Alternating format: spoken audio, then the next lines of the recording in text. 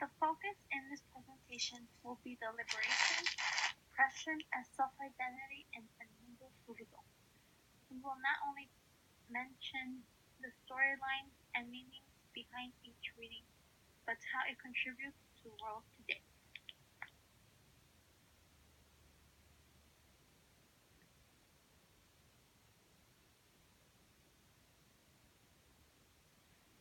Andrea Cannon has described the oppression of this woman coming from many directions. She starts with the oppression coming from the white woman, caused by the fact that the African American race is not worthy. The oppression is usually worse when it comes to white male. They not only see no worthy in the African American woman because of her race, but her gender as well. This oppression becomes more traumatic due to the sexual and verbal abuse involved. It hurts more when the oppression comes from your own kind. In this case, the black male, who you believed would save you, but sees you as less worthy for being woman and apparently not having strength. The worst kind of oppression is self-oppression, letting it happen to you and accepting that's how you deserve to be treated. Oppression nowadays can be broken down into many categories. Oppression can be committed towards the male figure when expecting them to always be masculine and not accepting any emotional traits they wish to express. Women still suffer from the oppression that comes from not being able to succeed more than the male figure and being told what one can and cannot do. Not only do these two categories fit into being oppressed, but the LGBTQ community goes through it when not being respected, as well for those who have different religion and beliefs, like Muslims.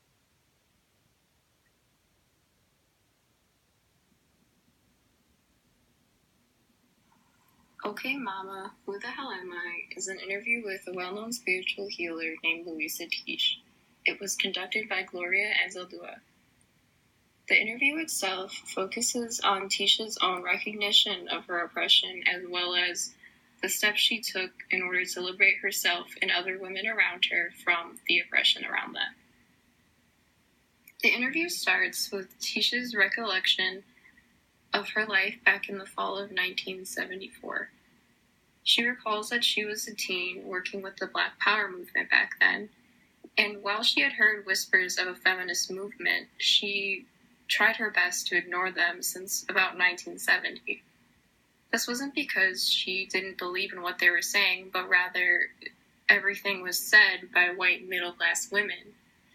And her, being a working-class African-American female, she didn't have much to relate to or really believe in, given she wouldn't fit in with that crowd. However, she did still experience sexism in her everyday life, and even from the very organization that promoted equality in society.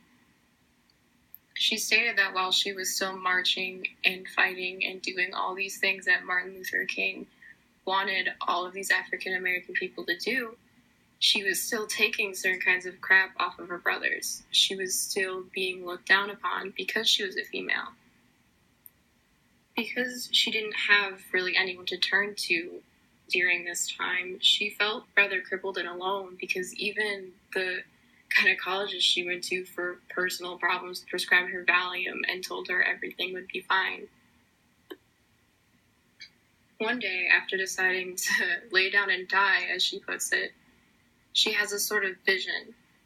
She describes it as her spirit rising out of herself and talking to her. The spirit tells her that she needs to fight for her life, fight for her right to be a free woman. She needs to recognize what's going wrong and work to fix it. Due to this, she turned to spiritual healing to fight feminism. And she realized that religion was seen as a no-no in the feminist world because the American view on religion is the Christian view on religion, which is monotheistic and male-based. Their God is considered a male.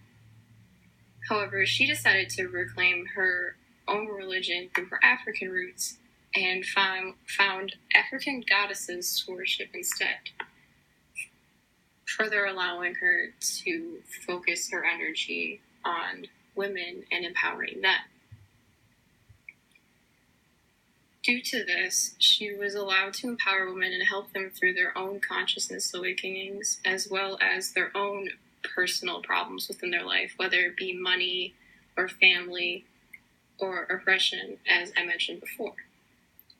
She states that every time a sister learns that she is not born to live in a world of fear or to be dominated, she is gradually building an inner strength that gives her armor to go out and fight the world. And in a sense, that armor will give her power to fight the oppression that she sees within society. The interview closes out with Tisha explaining that because women are becoming stronger, they can begin to fight myths against females, as in females may be weak or seen as just overall horrible against society. And Tish even goes on to explain that there's a specific myth where women can't enter a certain room without being struck down by lightning right there. She explains that one day she will make it into that room and she will prove that she will not be struck down just because she is a woman.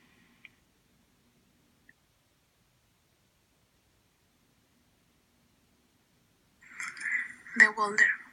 In the poem The Welder, Turing motives women to break the chains that prevent them from feeling free and equal. She expressed her idea that working as a team, women can become a cohesive unit. But who is going to be part of the team? The answer is easy. All kinds of women. Black women, white women, women of all colors and social status. Because at the end, no matter what the color of the skin or social class is, all women are just women, and most important, they are humans. They are same but different. All women have different backgrounds, they have their own ideas, opinions, and fears. This is nothing new, because we all know that every woman is different. The important thing here is not to only see the difference, but to try to understand them. One example of this is colorblind. This term appeared during the last years. Something important to mention about this term is that the people who use it the most are white people.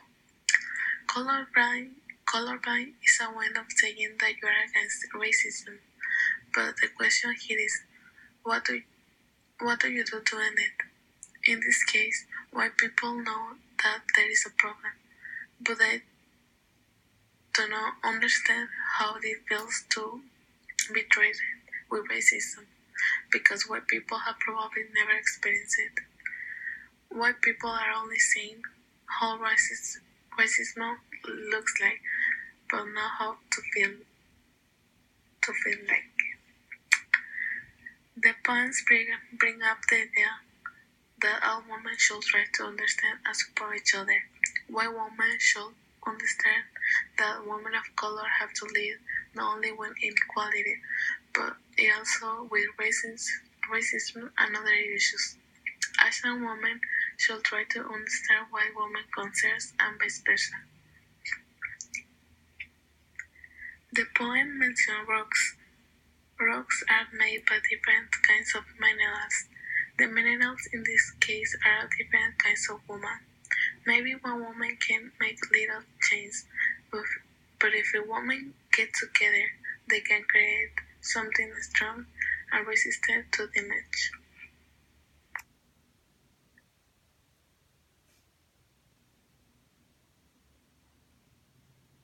Give Me Back by Christas has demonstrated a liberation within common women that struggle to find their way out from the ideal image. The image of being a woman who satisfies their mother, their father, their husbands, their kids, without being able to find that ideal figure they wish to become. In the poem, there is a line that says, "I'll knock down this old house, this weary war horse."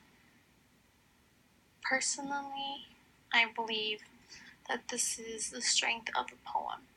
The moment she finds out a way out of that prison she was in for so long. The words "knock down" define a breaking free rage, a rage which one gains from anger to those who have demanded her, a rage that has not let her find out her true self. Then we have Old House, which would refer to the character and her old self being someone she knows she is not and knows it can't hold up for long anymore. The last part says war horse, which would be a battle between who she is and who she is supposed to be. Finding a way to end it and finding a way to conquer it. Then we have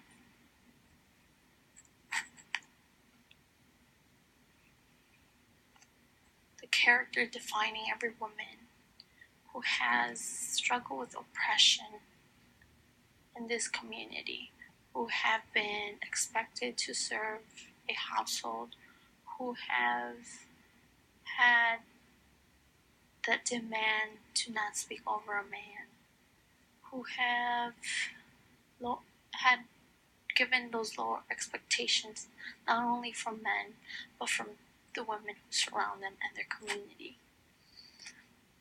Having to deal with lower wages. But this does not only include women as well as men and their masculine image, their image of no crying, no emotional disclosure, seen as weak when showing emotional affection, no activity, outer sports, and seen as weak when showing attachment. When we look back to Hook's liberation related to this poem as a way of fighting for equality, not only in one's race but one's gender, coming out of that bubble to join the voice, finding your own way to protect the feminist side of things as well as your tradition, being able to speak and find yourself. When it comes to liberation by intersectional feminism, not forgetting that the minority matters as well, letting the label of being a feminist views include everyone and anyone. This poem not only shows someone liberating themselves, but finding their self-identity, as we see in the next story, La Pierda.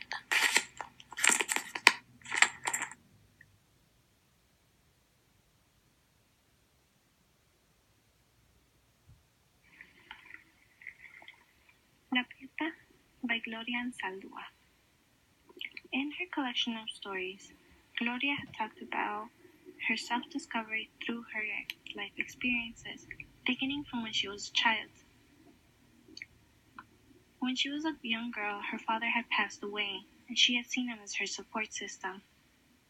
The gender roles in her household were set through his passing by her mother and her brothers. Her mother had seen her brothers not as sons, but as men of the house, and she began leaning on them for protection. She had also identified as a tomboy, meaning she did not like to play with the girls, but with the boys. Her mother had found this problematic because she did not have the ideal femininity for a girl her age. This brings people today. People who do not know how to conform to the gender roles they are giving, making them question whether they fit in or they are seen as something different. Gloria had also talked about her self-discovery through her sexuality. She had learned how someone can be ostracized because of their sexuality. When her family had learned that she had lost her virginity on purpose, they began to call her names and immediately began to reject her. Similarly, she had seen the president of the Mayo organization, a Chicano movement organization, had been ostracized by her people. The president had come out as a lesbian, and the Chicano people, began to ostracize her. They rejected her sexual orientation, and soon after the president had been overthrown from the community, the Mayo organization began to fall apart. The president and her partner had gone into hiding. Gloria found that people can also be targeted through their sexuality in brutal behaviors. Today, women and men, both trans and queer, are subject to harassment and brutal behavior because of their sexual orientation. Feminism today tries to include all people who do not identify as heterosexual. The aim for feminism today is to end sexist oppression. Gloria had also found that she was accepted by friends. She had found a community in which she can lean on, and she can be proud of who she is and open about her sexuality. The discovery of oneself is encompassed through multiple identities. Gloria stated that she is a woman, she is a lesbian, and she is a feminist. So any slur against a woman, a lesbian, or a feminist is a slur against herself. In her last section, Where Do We Hang the Blame?, Gloria had begun questioning how is feminism today related to our own behavior. In her culture, the Chicanos, they had oppressed women through their gender roles, but she had also discovered things such as white culture, capitalism, and other institutions that she did not build, but she had found it is perpetuated through inadvertent support. Gloria had one quote: "We fear our power, fear our feminine selves, fear the strong woman within, especially the Black Kali aspect, dark and awesome." End quote. Gloria had seen how the culture we live in today is afraid of people who are different. That people themselves who are different do not know how to break out of the gender roles and out of the community that wants them to conform to them. Through their differences, Gloria had found that people can have their own community where they can be free to be who they are.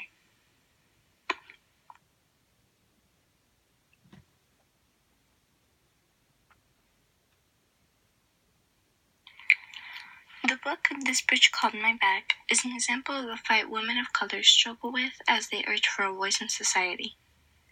El Mundo Sordo brings forth moments in a woman's life that deals with oppression, self-identity, and liberty. This is important to feminism because in order to become liberated, one needs to realize that they are being oppressed. But how can one find that they are oppressed without knowing who they truly are?